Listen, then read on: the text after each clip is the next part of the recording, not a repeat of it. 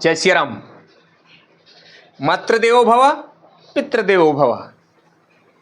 माताएं आज अपने पुत्रों के लिए जीवतिया व्रत कर रही हैं।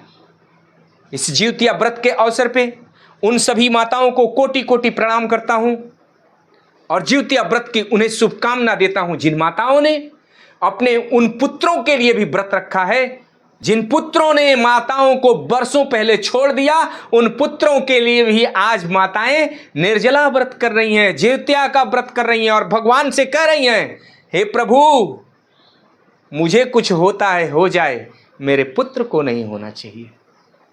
मित्रों, मां एक शब्द नहीं,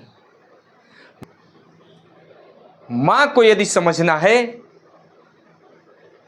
तो मां के आंचल को समझना पड़ेगा, उस बचपन को समझना पड़ेगा, उस बचपन को जानना पड़ेगा कि जब हम छोटे थे, मां के गोद में थे, रोया करते थे, खेला करते थे, तो मेरे रोने से वो जान जाती थी कि मेरे बेटे को क्या चाहिए।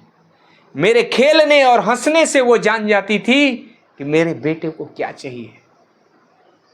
महसूस करिए कि जब बिस्तर को मैं गीला करता था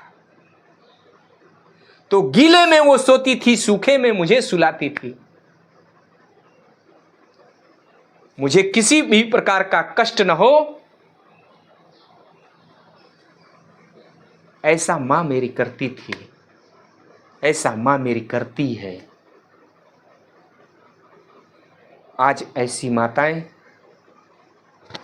आज वही माताएं, अधिकतर माताएं अपने पुत्रों की वजह से दुखी हैं और इतने के बाद भी जब ये व्रत आता है तो हंसते खेलते मन से अपने पुत्र को बलशाली होने के लिए, अपने पुत्र को अमृतत्व को प्राप्त कराने के लिए, पुत्र के जीवन में कभी कोई व्याधि न आए, कोई कष्ट न आए, इसके लिए अपने आप को 24 घंटे निर्जला व्रत में रखती हैं और भगवान से प्रार्थना करती हैं, हे प्रभु, मुझे कुछ होता है हो जाए, मेरे पुत्र को नहीं होना चाहिए। कल जब इस व्रत को पूर्ण करने से पूर्व माताएं अपने गले में धागा बांधेंगी तो 4 पुत्र यदि हैं तो चारों के लिए वो गांठ बांधेंगी। ऐसा नहीं है कि 2 ने उन्हें छोड़ दिया है तो उनके लिए वो गांठ नहीं बांधेंगी। मां ही है जो कभी छोड़ती नहीं, मां ही है जो कभी छोड़ती नहीं। वो हर समय समझती है कि मेरा बेटा अभी बच्चा है, बच्चा है, बच्चा है।